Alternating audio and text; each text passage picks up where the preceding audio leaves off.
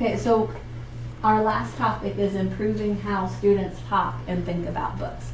I really tried to find some different strategies that kindergarten teachers can use, first grade teachers can use, and second grade teachers. Some of these strategies you're already using, but I wanted to go, some of you are already using, but I wanted to include them anyway because other people may not be using them and want to know more about them. So this says, I believe the simple act of putting ideas and thoughts onto paper and talking about them helps students to develop their metacognition in a more deliberate manner. So by having kids write things down, it's helping them to understand their reading better. So the first activity is called a sketch to stretch activity. And I really thought this would be a great activity for all of us, but especially great for kindergarten because you don't have kids who are writing yet. So this is a sketch to stretch activity from the story, The Recess Queen by Alexis O'Neill. And in a sketch to stretch, I'll just zoom up on that. I'm not sure why it did that. Okay, try it again. Okay, now it decided to go right. So on a sketch to stretch, you ask your students to sketch a picture or symbols or shapes the story to show what the story was about. This is intended to show deeper thinking than just drawing your favorite part of the story. So if you've ever read The Recess Queen, it's about a bully who, there's a new student come to the school and she doesn't know that this girl is a bully. So she just keeps trying to play with Mean Jean and trying to play with her. And finally at the end, the new student is able to get Mean Jean to play with her. So on this sketch to stretch, this is at the beginning of the story.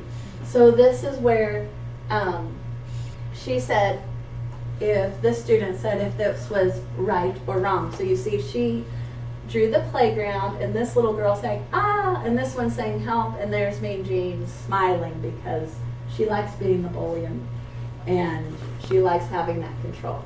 So she's showing that, no, this is not the way that recess should look like. So on the other side, it's showing the end of the book where all of the kids are playing together and having a good time because the bully really was never asked to play, so she didn't really know she wanted to play. So at the top, she had checked, yes, this is how we want it to look. So this shows some deep thinking with some progress from the beginning of the story to the end of the story. The next one, I know that first grade has used and second grade has used. Kiki, do you use Post-it notes in your classroom? Yeah. And kindergarten you do as well.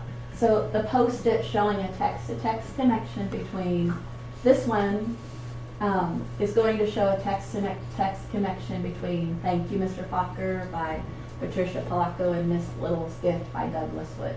So with Post-its, they mark their big ideas. And those big ideas usually are whatever your mini lesson was on. So here she marked her book, and here's her Post-it. And she did the little symbol for the text-to-text connection, and then she wrote down what book she was thinking of when she was reading Miss Little's Gift. Now, one of the things I noticed in the conferences that, I will be honest, Post-its have not always worked for me. I may need to give my students less Post-its, but one of the things as I was watching the videos, those Post-its give the teacher so much information about the student's thinking that she always was looking through the book to looking at Post-its. My thing is going to be to teach my first graders not just to want to put a Post-it on every page, to save them for their deep thinking. So then after you have the Post-it, you can go to the next step, which is to use that Post-it to put a deeper response in a response log. And so here's the response log that went with that Post-it. It says, and I can't see it up there because the lights aren't on, but it says, thank you, Mr. Fokker and Miss Little Gift. They both are autobiographies. And one way they're different is Miss Little is a girl and Mr. Falker is a boy. They are both about how kids learn how to read. About kids who learn how to read. Now, as a teacher, can you see something with the response log that you might want to work on with this student? What could your conference be about with this response log? When you read again, it said, they both are autobiographies. One way they're different is Miss Little is a girl and Mr. Falker's a boy. They're both about a kid that learns how to read. The difference is not deep enough. That's exactly what I thought. The difference was kind of surface level. So I want to talk to the student about, oh, let's dig deep and think about, because they're different settings. They actually happen. One happens in, newer, and one happens way in the past. And another one was, it's an autobiography. Is it an autobiography or is it a personal narrative? I may want to talk to her about that too, which this student was very sure it's an autobiography. So. And the last thing that I thought would be fun to do with kids are book talks. Now, with book talks, kids recommend books to each other. Some teachers do book talks on Fridays instead of show and tell. So they're sharing their favorite book. Also, I thought it was kind of neat.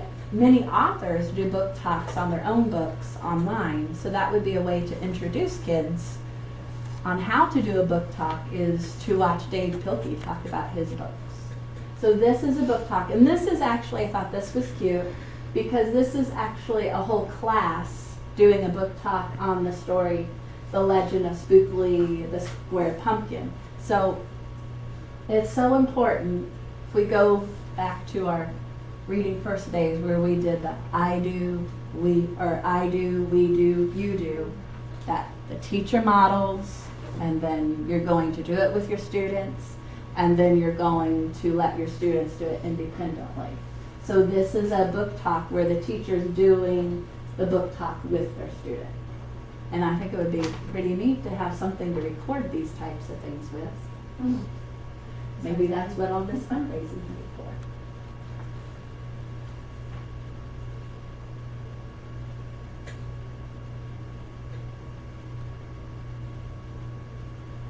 Hi, we are Mrs. Wash's workers. We read The Legend of Spookily the Square Pumpkin, and we want you to read it too. The Legend of Spookily the Square Pumpkin is about a pumpkin who is shaped all around. He's square. Spookily is sad because all the other pumpkins are mean to him. Then one night, a giant storm rolled into the pumpkin patch. You should read it to find out what happened next. You should read The Legend of Spookily the Square Pumpkin because it is a delightful book. It is huge, colorful, and funny. We think you should read it too. And then they do a little Spookily the Pumpkin song. But I really think a book talk is something that I could incorporate into my reading pretty easily. I think kids would like to. Like Debbie was saying on Friday they do this. I could see my kids choosing a book out of their reading box to share with everyone else on Friday. So, this was my information on conferencing. I hope you got something out of it, and I appreciate it so much that you came to support me. Thank you.